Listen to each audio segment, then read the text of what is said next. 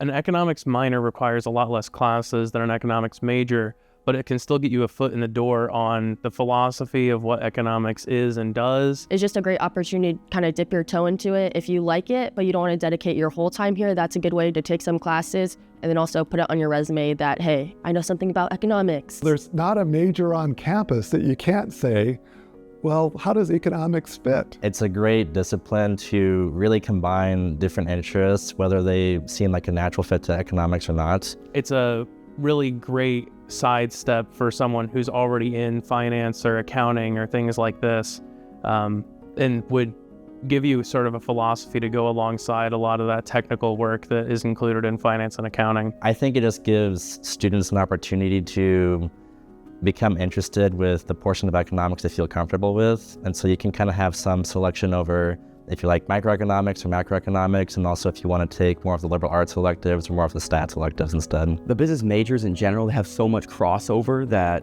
an econ minor is going to be fit in something like business analytics, accounting, because there's that analytical side in econ that almost every business major can utilize. And I think that's where the minor can really shine, is for students who, yes, want to analyze problems and solve them, but also have an idea of maybe another major that they want, and the econ minor can fit into that pretty well. An economics minor doesn't really require any specific set of skills necessarily. Like, the only requirement is that you have some interest in economics in general, and you can really get the most out of it that you like when it comes to opportunities. Coming into college doing economics, the hardest math you're ever really going to do is Calc 1.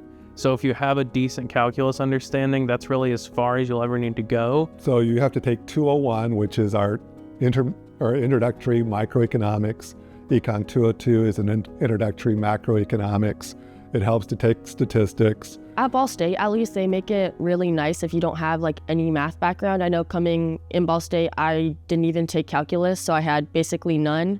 But Ball State makes it so you can take math classes to catch up if that's something you want to do. I took algebra in college, like college algebra, which is like way going back, and I could work myself up. But most econ classes don't have a math requirement, or if they do, it's a lower math. So that's not something they focus on. It's more talking about theories rather than actually getting all mathy with it. We more use calculus as an understanding of rates of change, which is the same thing as slope. So if you've ever done lines and basic algebra, you should be good to go to be able to do an economics minor or major. Economics minor is fair with anything, but I think any business related one would be really great to pair because you're already taking some of the classes, so there's overlap, which means it would be really easy to get a minor. I think also if you're going into a creative field, economics is a great minor, so you have some understanding how to get into the business world. Or if you're looking to start your own business at some point with a different major, econ's great because that gives you some know-how on how to do that and how to set it up and be profitable.